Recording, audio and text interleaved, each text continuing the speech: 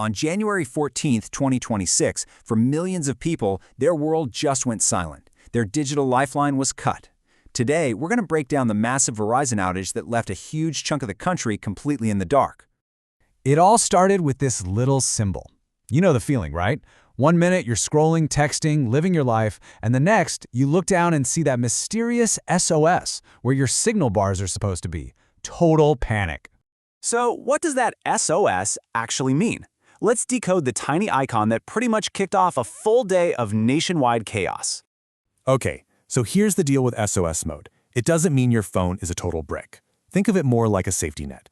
It means your phone has completely lost its home network, in this case, Verizon, but it's desperately searching for any other signal it can find, from AT&T, T-Mobile, whoever, just so you can make a 911 call. It's a great feature to have, but it's also a giant flashing red sign that your carrier is having a really, really bad day.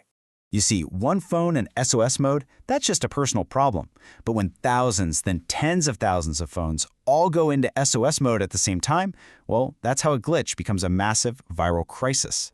And man, did things happen fast. Around noon Eastern time, the first few reports start to trickle in. But in just 37 minutes, less than the time it takes to watch a sitcom, they explode past 150,000. By 1 p.m., Verizon couldn't stay quiet anymore. They had to admit something was wrong. And just an hour after that, the problem hit its absolute peak. Just let that number sink in. Over 180,000 people all reporting an outage at the exact same time. And remember, that's just the people who went to a website like Down Detector to report it. The true number of people affected was way, way higher. We're talking about a massive, system-wide failure. And behind all those numbers were real people who were, let's be honest, pretty ticked off. This quote from a user on X just sums up the whole mood perfectly, doesn't it? It's that feeling of paying all this money for a premium service that, when you actually need it, just vanishes.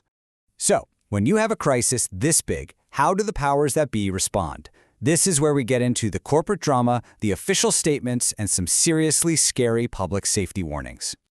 Oh, and you just have to love this.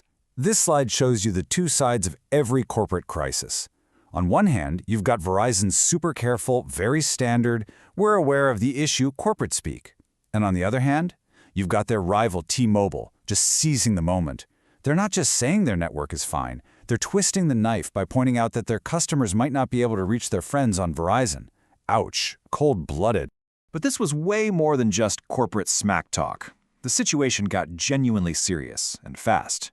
When New York City's Emergency Management Office has to put out an official public warning that you might not be able to call 911, you know this isn't just a small inconvenience. This is a real public safety issue.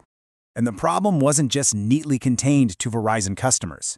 It actually created this weird ripple effect of confusion across all the networks. And it led to some very strange technical quirks. Now, some AT&T and T-Mobile customers also started reporting issues, which just added to the chaos.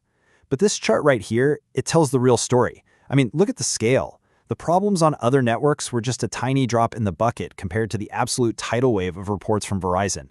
It's not even a competition. And this is where it gets really bizarre. You have these smaller carriers called MVNOs, think Visible or Total Wireless, that literally rent space on Verizon's network to operate. You'd think they'd be down too, right? Nope, they were apparently working just fine. Even Visible, which is owned by Verizon, was unaffected. This just adds a whole layer of technical mystery to what exactly broke deep inside Verizon's core systems. So let's bring this all back down to the human level. What was it actually like to be caught in the middle of this digital blackout? Well, people were frustrated for sure, but they also got pretty creative. This is just the perfect, most maddening example of the kind of day people were having. Just imagine it. You try to log into the Verizon app to get help, but to log in, it needs to send a two-factor authentication code to the phone that can't receive text messages because of the outage. You can't even report the problem because the problem itself is preventing you from reporting it. It's the ultimate catch-22. Okay, so what can you actually do if this happens to you? The key is to find another network. Any other network. Wi-Fi is your absolute best friend. Connect to it, and suddenly you have iMessage, Wi-Fi calling, all of it. If you have a newer phone, many of them have satellite messaging for emergencies. And you know what? For a real emergency like 911, the good old-fashioned landline is still the most bulletproof option out there. So by the late afternoon, the crisis started to die down. But the whole event left us with some pretty big questions about the invisible infrastructure that we all completely depend on. The little signal bars started to reappear as Verizon's engineers scrambled to fix whatever went wrong. And this slide is a great reminder of the stakes here. This wasn't just a few phones being down. This was a network that serves over 146 million connections, a single failure that had a staggering impact. And that really brings us to the final big thought here. We have built our entire modern world, our work, our safety, our friendships on these complex, invisible, and, as we saw, clearly fragile networks. This whole outage was a powerful wake-up call. It was a reminder of just how dependent we are. So the real question it leaves us with is, what happens when the next one fails?